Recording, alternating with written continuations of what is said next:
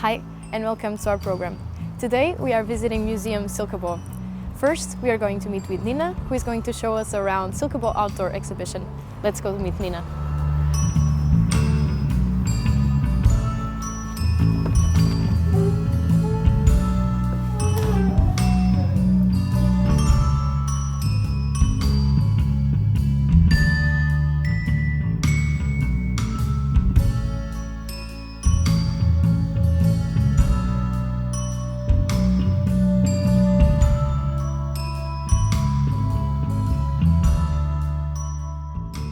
Over here we have, the 14th century was a really unstable period, so that's why we have the defensive tower, but we also find evidence of this violent period in other places, only a few hundred meters from the lake. It was like common knowledge from the 19th century or so that there had once been a medieval church on a certain hill, the one you can see here. Mm-hmm. And the local boys, some local teenagers who thought it would be really cool to see if they could find this cemetery, and they had heard that people were finding bones in the soil and so on. So they started a small excavation themselves and dug up 17 skeletons from the medieval period.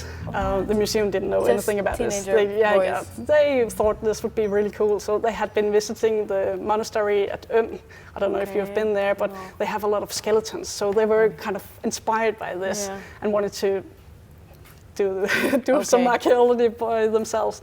And the only thing we have left from that excavation, or whatever you would call it, robbery, is this cranium. Why?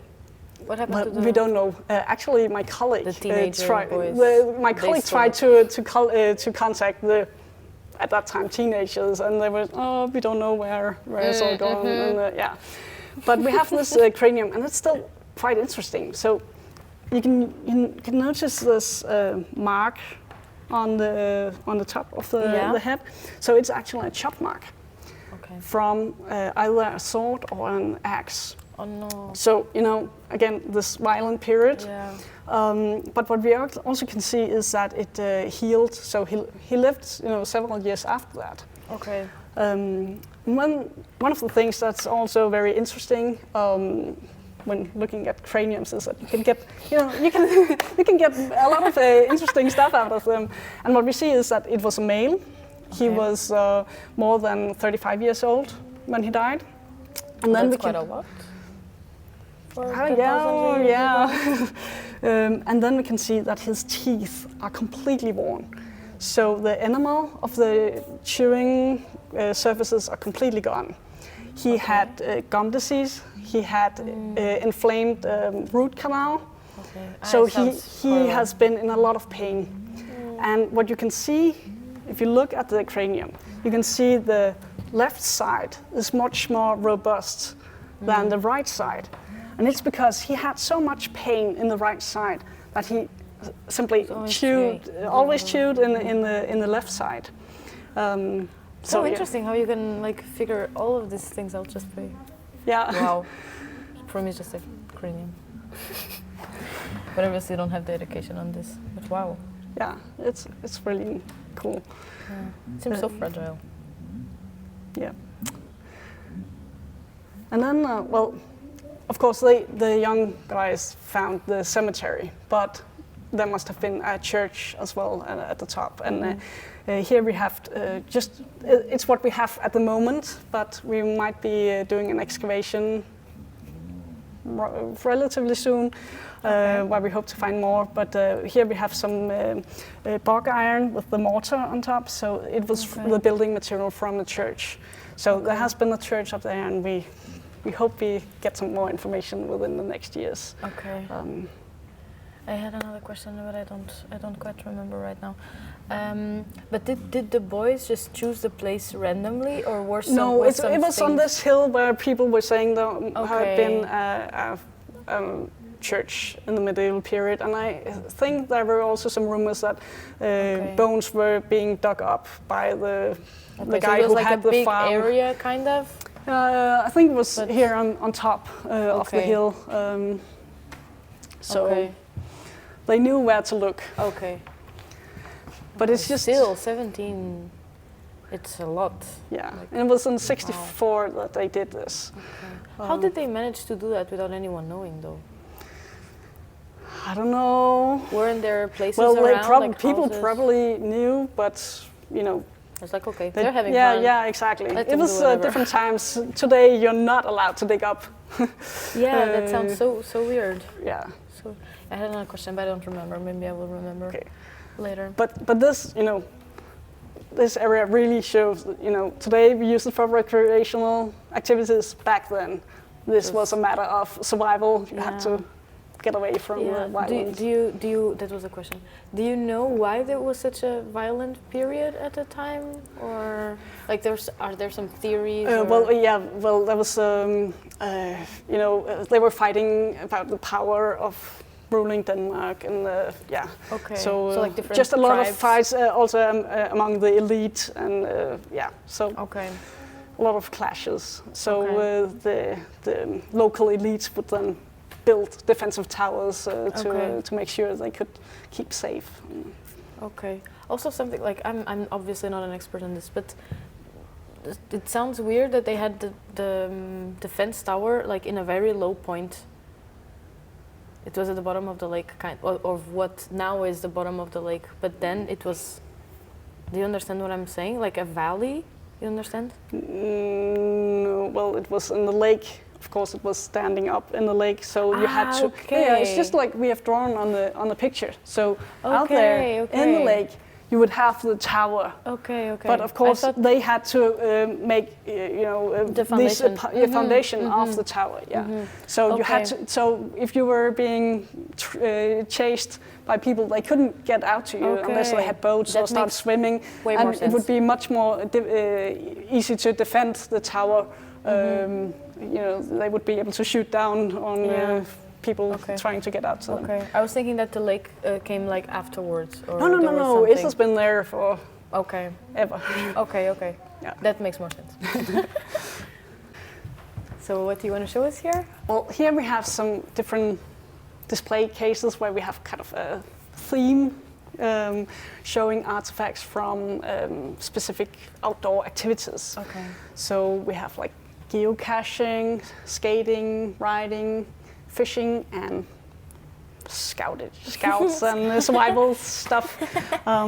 So geocaching is like popular at the moment, and you go out and using GPS coordinates, finding a cache, and sometimes there's a small thing in it, and you can exchange it if you have brought something with you.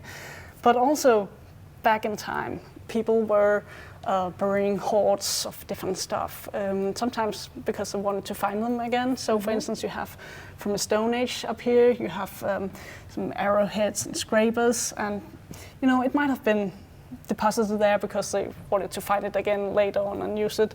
But sometimes you also find things that are buried that you probably, or that we believe were deposited because they were offered to the gods.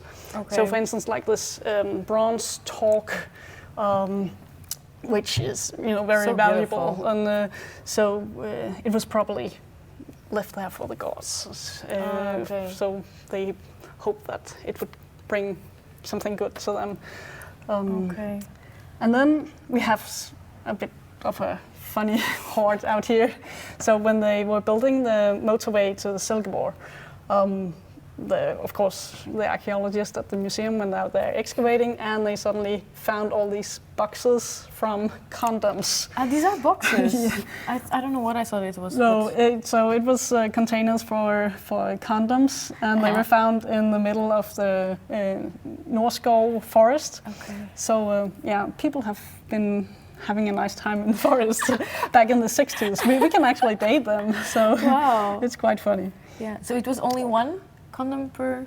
Yeah, I'm not an expert, but probably. I'm just imagining how this would work. But there was nothing in them, so They had been used. Yes. That's all we need to know. Yeah, but it's what it is what it is about, and you have to be active in the landscape and nature. So, yeah, I think that's nice. One of the oldest skating clubs in Denmark were established in Silkeborg in 1896. And at that time, they were skating on the lakes in the area. Okay. And also in the 1940s, ice hockey became part of the club, and they also played on the ice during the winter time. Wow. So here you can see, skates from different times, and these were just, plugged on. That's the image there. Oh, no. This is the most exciting, I think. This is the medieval skates.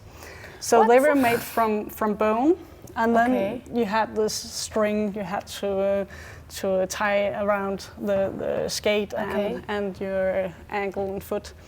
So you could use the ice for transportation, across the ice. That seems like it doesn't work. Well, I mean, obviously it did, but I don't know. I think it worked because we find these. They wouldn't make them if exactly. wasn't working. Once again, I think it's just the conventional, the modern image that it's like conflicting with this. This just seems like sticks. Yeah, well, and that's the thing. Here in these different display cases, you can see like the modern and the old, and perhaps you wouldn't. I would never say. Wouldn't say that, but if you then move on and we look at some of the riding equipment, then if you see this, even though this is from the Viking age, if you see this, I cannot understand. You can't understand. Okay, it's like look at the moderns or the more modern. It's a spore, for like the one that has the spiky wheel. Yeah, exactly. Okay. And have what about this? Oh, sorry. What about this one? I think that's the bit. They put here. Okay. And wow. And that's from the Viking age, and then we have some from the medieval period. Again, you have the spike at the heel, and you can see the horseshoe as well. Yeah. You must be able to recognize that. It was this. This was where I was very confused. Yeah. No, it's okay. So it's kind of similar still, during a long period. Yeah. Well, actually if it works, exactly. It makes sense to keep doing that. Okay. This one is so fancy though. Yeah, I think it's from a pony gear. I don't know much about horses, but diamonds. I bet there are some girls who like that. Yeah. Yeah. Wow. Cool. And then, as I said from the very beginning. Already in the Stone Age, people were fishing, and they have been doing that all the way through history. So here we show fishing equipment from different periods, and we also have some of the early stuff, not from the Stone Age, but we have from the Viking Age, like the Leicester, or we have some stone singers. What is this? I don't understand. The Leicester, it's for catching the one eel. that was okay. So it's deformed now. No. Kind of. Well, you then have the long stick on top. But I thought it was like a straight kind of, but no. No. Apparently not. My mistake.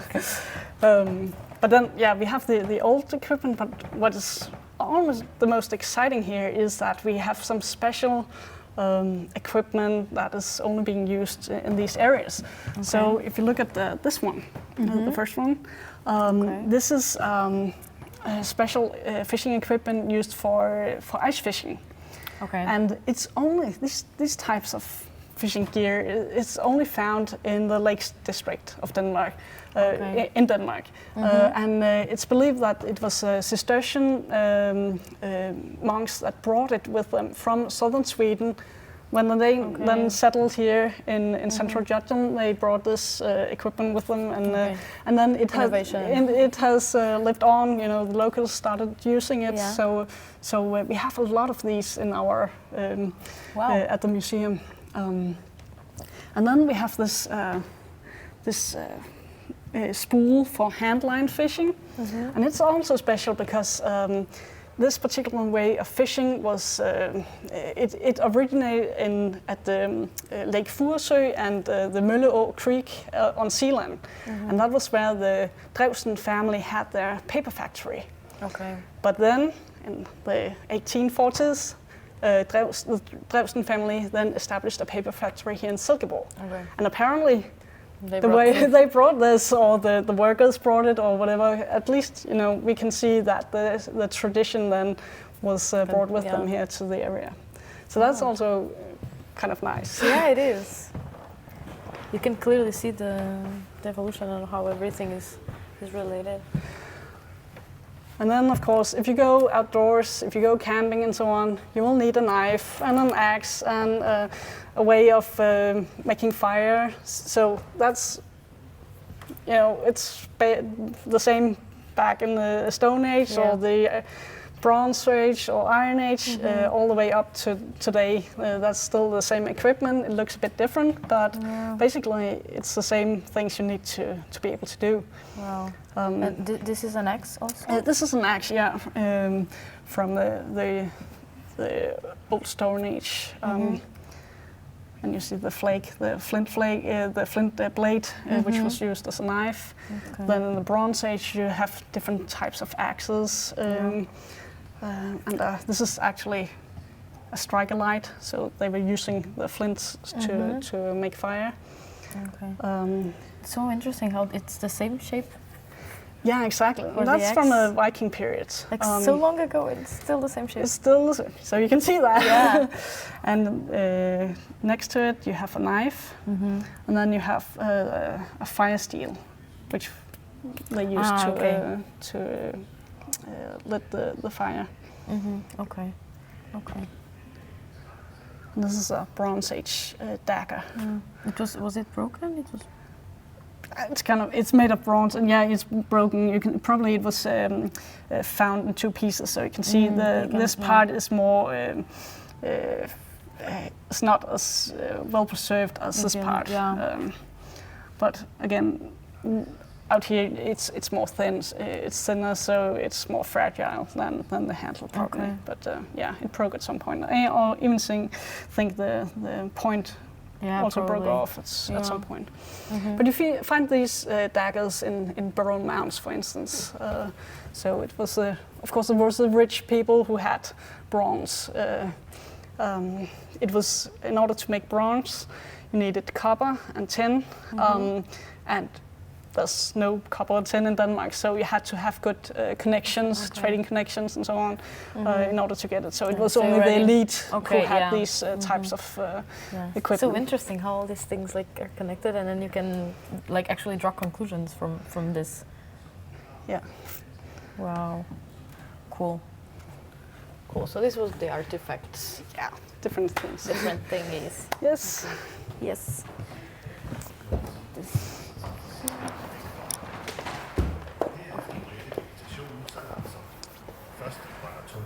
So now we move on to the forest, the Periskop forest. Okay. It is a place that today is used for hiking, biking, running. People go mountain biking. We have one of the best mountain bike trails in Denmark here. It's an amazing landscape. And again, I doubt that many people know about all the fascinating stories that are hidden in the forest. So there's so many things. So you have Bronze Age mounds, more than 30 are still preserved, lying beautiful in the landscape. Wow. Of course, I hope that most people will actually notice when they go for a walk in there, but I'm not sure. But then there's also a lot of other, more subtle traces of prehistoric uses. So until a few years ago, we didn't know that one of the largest preserved field systems from the Iron Age were actually hidden in the Periskop forest. So it's at that time they used very small fields, and the fields were then demarcated by field boundaries, which were either small earthen banks or in the sloping terrain, which is pretty much what's in the Periskop. You had lynchets, like small terraces in the landscape. And if you're out there today, you can still see these terraces. So especially if you like mountain biking, then you should definitely go on the mountain bike trail in the Periskop forest. And if you go down by Silkeborg Bad, and there's a slope, it's a bit hard to go there and a bit boring. But if you then start looking at the landscape, you will notice that there will be these passages where you need to tread. It's going to be a bit hard, and that's because you're going on to the next field. So every time there's like a step in the landscape, it's actually a field boundary that you're crossing. So think about that when you're biking and sweating. And let's see if I make it. And of course, the story about all what's worth seeing in the Periskop forest, we are showing that on this animation. If you're visiting by yourself, so cute. you can see it. Okay. But there's so many stories to tell. And this covers like the this general covers picture. their entire wow, 5 minutes, everything in 5 minutes. Well, short story. Yes. Wow. Is there any story from here that you would like to, like something that you'd like to share? Yeah, but I think we should. I'll show you. Because we know the field system that was used. We know, they grew different crops, and we also know that they fertilized the fields. So, for instance, we have found some potsherds on the fields, which probably came out there because they were spreading household waste on the fields. But we also see evidence from enhanced phosphorus levels, and we see charcoal. You can actually discover all of that. Yeah. Wow. It's really exciting, but we know a lot about how they were growing the crops and using the fields. But at the same time as they were using the fields, so it was like 2,500 years ago that they actually started using these field systems, and perhaps a few hundred years later, we know that they were also beginning to produce iron out there. So we have actually, when they were making the mountain bike trail, suddenly the builders, they found this red soil and they started finding these slag lumps. And they of course called us, and we came out there and said, wow, this is a slag heap. So that's all the remains from the iron production. So if you're going to produce iron, you need bog iron.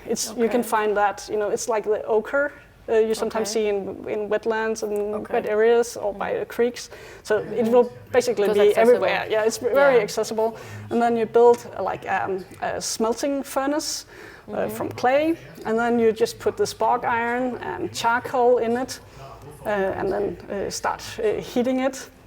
And the thing is that you do not reach the smelting point of iron. It's like 1538 degrees. So you don't reach that in this kind of furnace.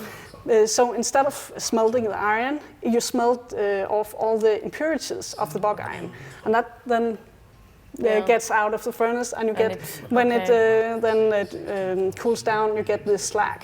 So it's garbage from the production that we actually find here in a huge pile. And then we also find, like you see the red clay here. It's from the actual smelting oven. So we also find the remains from that. So but we know they produced a lot of iron out there more than 2,000 years ago. So impressive. And what about this? Well, the thing is that there are so many stories from the Periskop forest, but one of the more recent stories is that in 1943, the Nazis decided to make Silkeborg Bad the headquarter in Denmark. So there's a lot of remains, bunkers, etc., in the area, in the landscape, and of course they have also been found a lot of stuff from the Nazis. So this is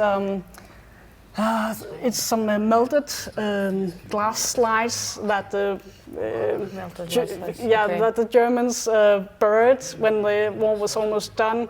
I don't know. They just had to get rid of some of their material, and they had a small beach near the Almensø Lake, and they apparently buried these. This material, and it was dug up some years later. Because it seems very like I cannot. It's like glass slides. Yeah, and then they burned it, so they melted. So that's why they look like that. Okay. And then we have different bayonets and an English hand grenade, which is made into a lighter. Okay. So different stuff from that period. Creative. Yeah. But there's a lot, in the landscape, there's a lot to explore if you're interested in World War II. Then Silkeborg Vesterskov is also a good place to go. Wow. And then, in the Vesterskov, I didn't know this. Yeah, there's a small display case down here. And it's because, we have the World War theme, and a lot of people are going biking there, so we thought we would make a small exhibition about biking during the World War II. And of course, at that time, blackout was ordered in Denmark. So lights had to be, they were not allowed to shine on the streets or anything from the houses. And also, if you had to go biking, you were only allowed, a very small amount of light. So here you can see some of the lamps that were used. And then this is quite funny because that's a tire, a bike tire from World War. And it's made of props cut out from used car tires. So then put together on a steel string. People really get creative. Yeah, when you need to. But I don't really think it has been a pleasure riding your bike on that kind. No. But it's a bit funny. Yeah, it's quite impressive. Wow.